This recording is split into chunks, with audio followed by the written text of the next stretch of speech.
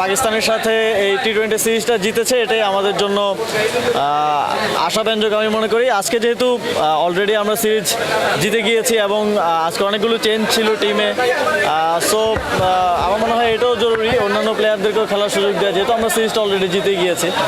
তো আশা করি সামনের দিনেও বাংলাদেশ জাতীয় দলের এই সফলতা অব্যাহত থাকবে। আপনার মহসিন নাকভির সঙ্গে কথা হয়েছিল, গতকাল বৈঠক হয়েছিল, আজকেও আপনারা একসঙ্গে কথা বললেন। বাংলাদেশের ক্রিকেট উন্নয়নে আসলে আপনার এবং তার সঙ্গে কী ধরনের কথা হয়েছে?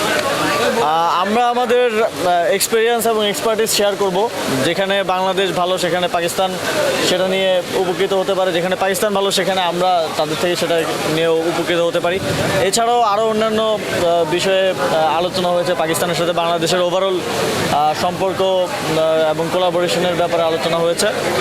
আর স্পোর্টসের ব্যাপারে এই যে এসিসি মিটিংটা হলো, এটার ব্যাপারে পাকিস্তান ক্রিকেট বোর্ড অনেক সহযোগিতা করেছে এবং আপনারা জানেন যে প্রায় সবগুলো দেশের অংশগ্রহণে একটা সফল এসিসি এজিএম মিটিং বাংলাদেশে ঢাকায় হয়েছে প্রথমবারের মতো।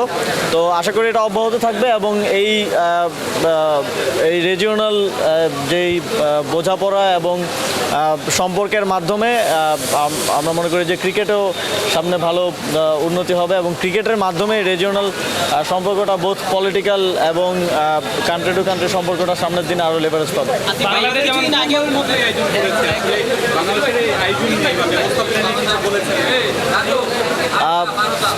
বাংলাদেশ প্রথমবারের মতো আয়োজন করেছে এবং সফলভাবে আয়োজন করেছে।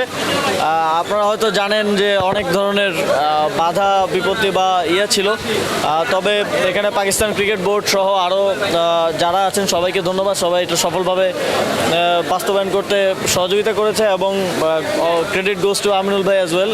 উনি অনেক পরিশ্রম করে এটা সফল করেছেন। যেহেতু বাংলাদেশ তো এসিসির প্রেসিডেন্ট থাকবে নেক্সট 2 ইয়ার এবং তারপর পাকিস্তান, তো এটা একটা গুড স্টার্ট এর জন্য।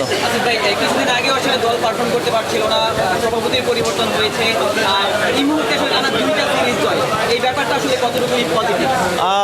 অবশ্যই পজিটিভ। এটার আমি মনে করি যে ফ্যানদের জন্য এটা পজিটিভ, যারা ক্রিকেট নিয়ে একটু হতাশ হয়ে যাচ্ছিল তাদের জন্য। তবে এটা এমন না যে ওভারনাইট তো আসলে চেঞ্জ পসিবল না। ওভারনাইট কয়েকদিন খারাপ খেলতে পারে, কয়েকদিন ভালো খেলতে পারে। তবে আমরা কাজ করতে যাচ্ছি লং টার্মের জন্য। আমরা এমন পলিসি নিতে চাচ্ছি, ডিসেন্ট্রালাইজেশনের মাধ্যমে চ্যানেলটা তৈরি করতে চাচ্ছি এবং প্রপার ট্রেনিং সেট আপ করতে চাচ্ছি, যাতে করে এটার ফলাফলটা হয়তো আজকে পাওয়া যাবে না, এটা 5 বছর পরে পাওয়া যাবে, বাট এটা লং টার্মে বাংলাদেশের ক্রিকেটকে একটা ভালো জায়গায় পৌঁছে দেবে। আপনার জন্য কতখানি পজিটিভ? কারণ ফারুক আহমেদকে সরিয়ে আমিনুল ভাইকে দায়িত্ব দেওয়াটা ইজি ছিল না এবং তিনি আসার পরই বাংলাদেশের টানা দুটো সিরিজ জয়।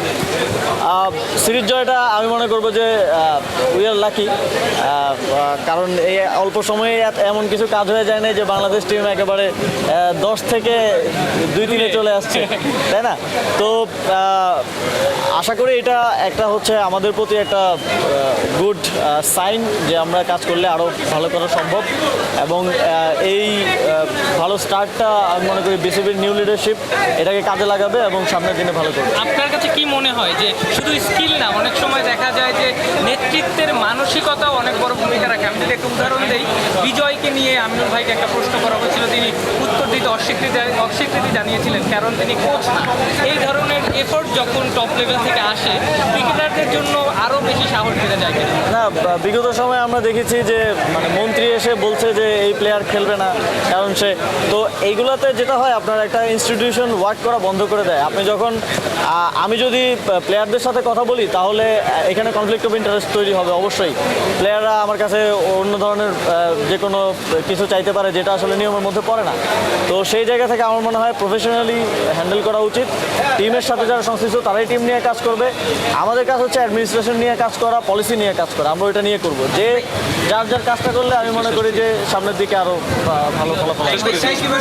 তরুণ একটা দল, আগে ধরেন পঞ্চপাণ্ডব ছিল বাংলাদেশ ক্রিকেটে, তাদের পরবর্তী যে নতুন একটা দল নিয়ে 2টা সিরিজ খেললো বাংলাদেশ দল, মনে হচ্ছে কিনা যে সাকিব তামিমের পরবর্তী নতুন এই দলটার প্রতি আস্থা রাখার সময় এসেছে? ট্রানজিশন পিরিয়ডটা কখনোই আসলে কোনো দলের জন্যই ভালো হয় না। কোনো একটা দল যদি দীর্ঘদিন একটা সেট আপে খেলে, সেটা যে দলই হোক, আবার নতুন করে যখন ট্রানজিশন হয় তখন একটু আপনারা জানেন যে টার্মোয়েল যায়, কিছু খেলা খারাপ যায়।